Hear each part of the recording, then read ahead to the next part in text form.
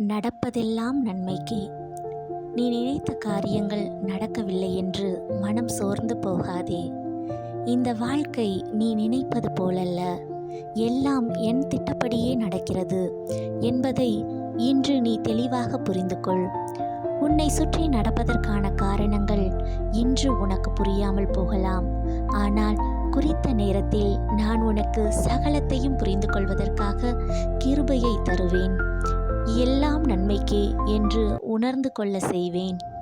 உன் புலம்பல்களை நிறுத்திவிட்டு இன்றே என்னை துதிப்பதற்கு துவங்கு. நான் அந்தந்த காலத்தில் ஒவ்வொன்றையும் நேர்த்தியாய் செம்மையாய் செய்கிறவர் என்பதை அறிக்கையிடு. விசுவாச முழக்கமிடு. ரோமர் 8:28.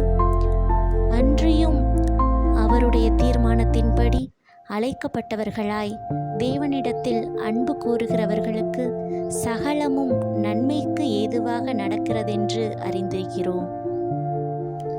எனவே வாழ்க்கையை அதன் போக்கில் வாழ பாருங்கள்.